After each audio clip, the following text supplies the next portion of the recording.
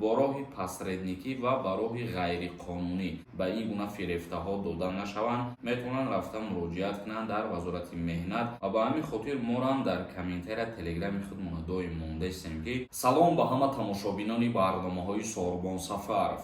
тамошобинони азизу гиромӣ қадр, хадамоти вазорати меҳнат ва муҳоҷират барои шаҳрвандон як информатсияи нав баровардагӣ пешкаши шумо мекунем. ҳатман бо диққат тамошо кунем.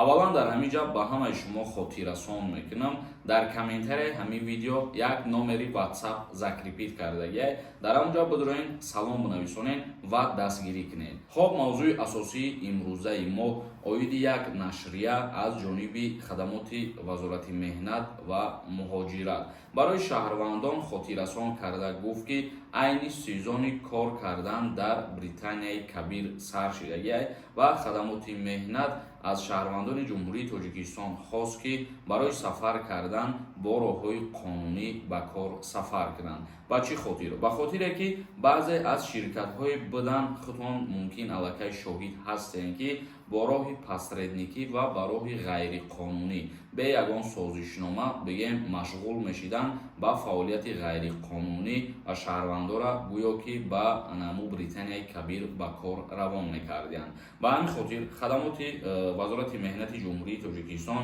аз шаҳрвандон хост ки ба ин гуна фирефтаҳо дода нашаванд ва метавонанд ки ба вазорати меҳнат муроҷиат кунанд, чунки вазорати меҳнат ва муҳоҷирати ҷумҳурии Тоҷикистон созишномаи корӣ бо Британияи Кабир дорад ва инчунин бо Федератсияи Русия дорад ва шаҳрвандоне ки мехоҳанд ба Британияи Кабир сафар кунанд метавонанд рафта муроҷиат кунанд дар вазорати меҳнат ва бо кӯмаки вазорати меҳнати ҷумҳурии Тоҷикистон баъдан метавонанд ки ба Британияи Кабир сафар кунанд. мо хостем ки ин нашрияра пешкаши шумо бигардонем ва ба ҳаматон хотиррасон карда бигем ки аз ҷониби хадамоти вазорати меҳнати ҷумҳурии Тоҷикистон чунин нашрия барои шаҳрвандон пешкаш карда шуд. хоб, акнун комментарияҳои шуморо хонда ба саволҳотон ҷавоб мегардонем. бо диққат бошед то саволҳои худтонда ҷавоб бигирем.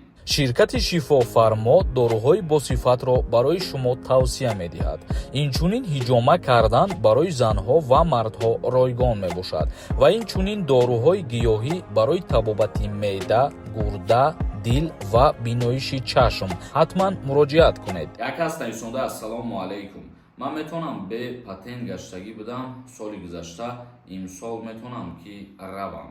яъне шумо бе патент гаштагин, бе ҳуҷҷат гаштагин ва дар назар дошта бошед ки ҷумҳурии Тоҷикистон омаданда ба шумо ягон мушкилӣ мешава ё ин ки не.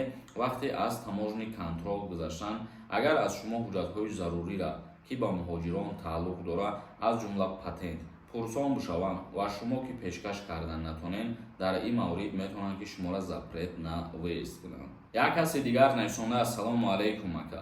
ман границабрам часп мекунам. 3 моҳ баъд бо границабрам работа кунам. метавонам патент карда. патенти ман сӯхтагӣ барои ҳамин раҳмат пешакӣ. дар ҳолате ки патенти шумо агар аннулировать шидагӣ бошад, шумо то муддати 1 сола ҳуҷҷат барои гирифтани патент супорида наметавонед. як каси дигар нависонда салом бародари азиз. барои чӣ ҳама телеграм каналоша реклама кардесай? ҳамин сабаб дар чия мефаҳмондӣ? дигарора ку хай ман кор надорам, лекин мақсади асосии реклама кардани телеграмо ҳамин мебошад ки ютуб баъзе аз каналҳоро удалит кардесай ва ба ҳамин хотир морам дар комментария телеграми худмона доим мондастем ки бидроен дар телеграми мо обуна бошед, то ки ҳама вақт бо мо бошед ва аз видеоҳои мо бохабар бошед. мо дар ютуб мисол ҳар рӯз видео мекунем ва дар телеграм канали худмонам ҳар рӯз информатсияҳоеро мепартоем ки убора дар ютуб мо дар борааш гап задагӣ нестем ва гап намезанем. як кас нависонда ассалому алайкум акаи Сорбон. агар дар паспорт печати фалшивӣ дошта бошам, аз аэропорт гузашта метавонам ё ин ки не? илтимос ака ҷавоб битем. печати фалшивӣ доштан дар паспорт вақте ки шумо вориди Россия мешед, ин аллакай тибқи қонунгузории Россия бигирем, ғайриқонунӣ убур кардани марз ба ҳисоб меравад ва ғайриқонунӣ убур кардани марз дар Федератсияи Русия ҷарима дорад, яъне ки ҷаримаи калон дорад. дар ҳолате ки огоҳ бишаванд, бале, ҷарима таъин мекунанд. Саидов нависондаи: ассалому алайкум бародар Сорбон. соли 2024 авф мешавад.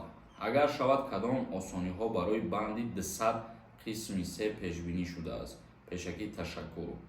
Авф шидану нашиданаш ҳозирашда аниқ нестай. И чиз аз ҷониби президенти ҷумҳурии Тоҷикистон муҳтарам Эмомалӣ Раҳмон аниқ ва тасдиқ мешавад.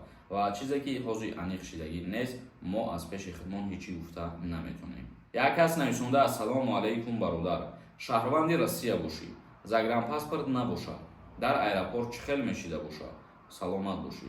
вақте ки аз Тоҷикистон ба Россия рафтана дар назар дошта бошем, метонем бигзарем, лекин шуморо ҷарима мекунанд. Дар ҳолати дар аэропорт мефуроем, мисол мегзарем таможниро.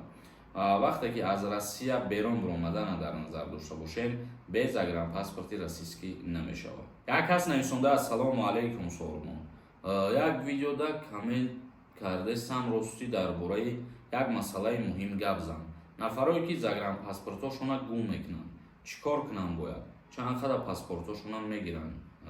вақте ки шумо дар ягон давлат қарор доред ва загранпаспорти худтона гум мекунед, шумо метавонед ки ба наздиктарин коркунои консулгарии ҷумҳурии Тоҷикистон дар ҳамун шаҳр муроҷиат кунед, ё ки ба сафорати ҷумҳурии Тоҷикистон дар ҳамун шаҳре ки шумо қарор доред муроҷиат мекунед ва мушкилии шуморо ҳал мекунанд. хоб тамошобинони азиз ва гиромиқадр, барномаи имрӯзаро ҷамъбаст мекунем. то видеоҳои оянда, худованд ҳамаи мо шуморо нигаҳбон бошад.